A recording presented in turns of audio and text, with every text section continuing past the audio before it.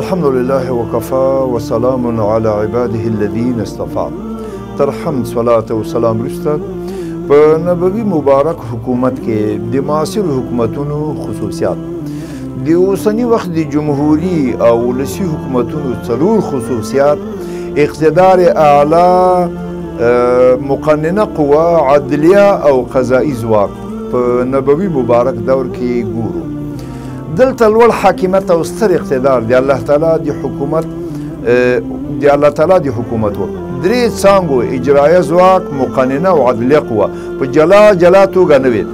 الهي وحی او رسول الله په خپله د قانون سرچینه د الله تعالی لخوا د ټاکل شوي پیغمبر په حیث هغه د ټولو قواو، اختیاراتو او واکونو څښتلو.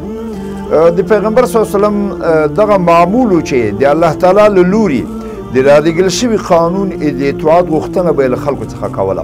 په دې کې د هېڅ چا لپاره د خبرو ځای نه و، البته په هغو چارو کې چې به وحی نه وه نازله سوې، په هغې کې به یې له اصحابو کرامو سره مشوره کوله. اصحابو کرامو ته دا اختیار حاصل و چې آزاده رایه ورکړي او د هغه مبارک د رایې او نظر په خلاف موقف ونیسي چې د زیاتو رایو په بنسټ به یوه قضیه تایید سوه، په هغې به عمل کېده. د عامو خلکو رایې ته درناوی کېده. دغه مطلب موږ په دغه مثال سره روښانه کوو. د خندق په غزا کې چې کله حالات ډېر سخت شول، رسول الله صلی الله علیه وسلم تصمیم درلوده چې د دښمن ځینو قبایلو ته چې هلته یې ډېر ځواک راټول کړی و، د مدینې منورې د حاصلاتو یو څه برخه ومني او د مکې د بودپالو د اتحادي لښکرو څخه یې راجلا کړي. دغه خبره د مدینې منورې د انصارو د ځینو مشرانو سره مطرح کړه.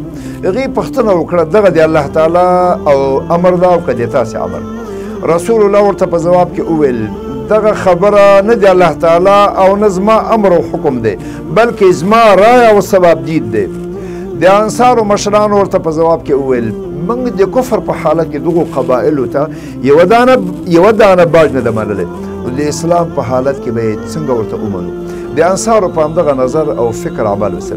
له دغه مثال څخه موږ ته په ډاګه څرګندېږي په کومو معاملاتو کې چې به د الله تعالی او رسول الله حکم موجود و، هلته ولسي رایې هیڅ ارزښت نه درلوده، مګر په کومو معاملاتو کې چې به د الله تعالی او رسول الله حکم نه و، هلته د رایې بشپړه ازادي وه او د خلکو رایې ته درناوی او عمل پرې کېده. د رسول الله مبارک د نبوت د پیغمبرۍ د منصب سره سم په مدینه منوره کې د یو کوچني اسلامي ریاست مشر، معلم او د لښکرو اعلی سرقمندانو له همدې امله عدلیه چارې او د قضا نظام په بشپړه توګه د هغه مبارک په لاس کې و. په دې برخه کې د هغه تګلاره یوازې دا وه چې په انصاف لاس پورې کړی شي، بلکې خلکو به په خپلو سترګو کتل چې دلته انصاف کېږي. د قضایي ټولو پیښو اورېدل به په ښکاره میدان کې ترسره کېدل. ټوله محکمه څرګنده او ښکاره وه.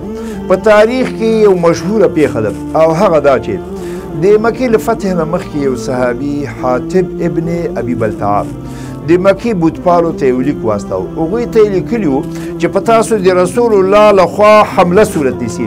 په پای کې دغه لیک ونیول سه.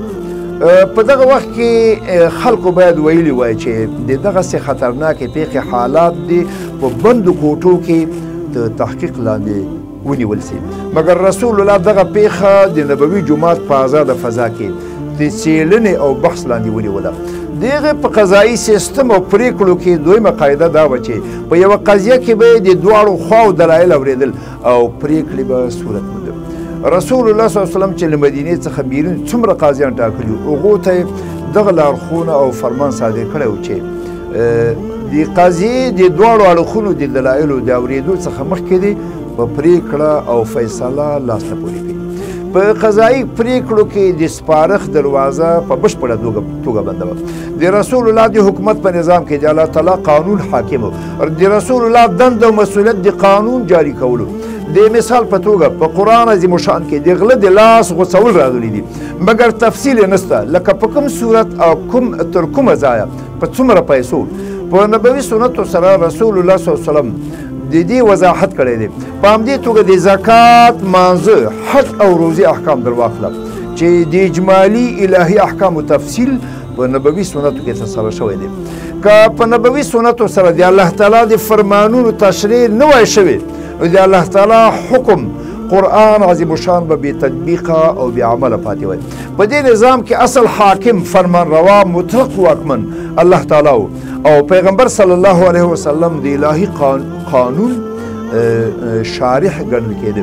په دې توګه د اسلام قانون د قرآن او نبوي سنتو د مجموعي نوم دی او اسلامي فقه د قرآن کریم او نبوي سنتو په رڼا کې منظور شوی قانوني مجموعه ګڼل کېږي. د قانون د جاري کولو په اړه چې محمد صلی الله علیه وسلم کوم نظام غوره کړ هغه دا و چې تر څو امکان لري له سزا څخه د خلک وژغورل شي. د قاضي د قصور او نیمګړتیا څخه دا غوره ده چې له جرمه د جرم وګړي له سزا څخه خلاصون ومومي. خلکو به خپلې شخړې په خپله حل کولې او یا به د یو چا نیمګړتیا معاف کوله او په کوم جرم به چې او ګناه به یې پرده واچوله نو هم کېدای سوه دغه ټولې معاملې او چارې به محکمې ته د وړاندې کېدو څخه د مخه ترسره کېدلې مګر څه وخت به یې چې په محکمه کې د قانون په برابر پرېکړې صورت موندلو په دې صورت کې محکمه آزاده وه او د هېڅ چا تر اغېزې لاندې نه وه. قاضي به د قرآن کریم او نبوي سنتو په رڼا کې پرېکړو کولو ته آزاد پرېښودل کېده.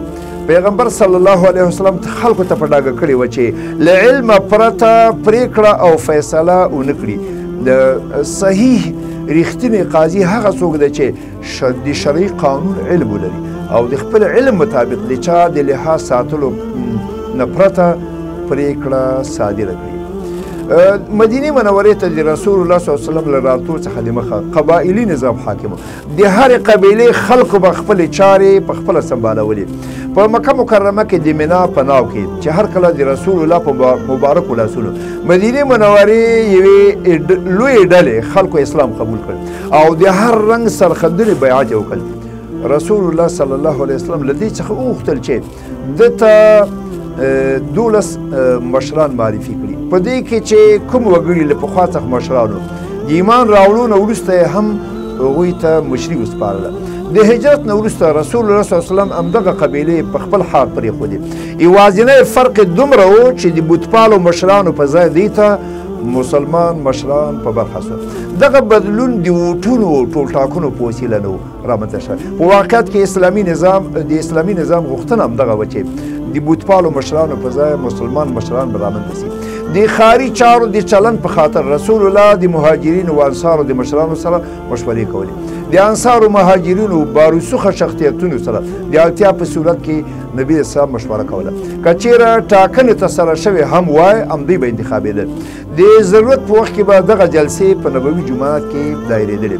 د مدینې د ریاست نه بیرون چې کومې سیمې فتح شوې د بېلابېلو ښارونو لپاره یې جلا جلا والیان وټاکل. هغوی د همغې سیمې د مشر او د لښکرو سالاران هم وو. هغه مهال کوم مستقل فوز نه و. د اړتیا په صورت کې به ټول خلک راټولېدل او جهاد ته به روانېدل. رسول الله صلی الله علیه وسلم د جلا جلا ښارونو لپاره قاضیان ټاکل. د قضا په چارو کې والیانو مداخله نشوه کولی. په همدې توګه د هرې سیمې لپاره خو د قرآن کریم معلمین هم لیږل. معلمینو به خلکو ته اخلاقي او ذهني روزنه هم ورکوله. د مکې تر صوبې وروسته عتاب بن اسید د والي او معاذ بن جبل د معلم په توګه ټاکلی. د زکات لپاره رسول الله صلی الله علیه وسلم باقاعده مسؤلین ټاکلي وو. له مسلمانانو څخه به یې زکات اخیسته. البته له نامسلمان اوسېدونکو څخه به خیرات ترلاسه کېده. دغه په پورته ډول د رسول الله صلی الله علیه وسلم د حکومت ساده نظام. سبحانك اللهم وبحمدك اشهد ان لا اله الا انت استغفرك واتوب اليك.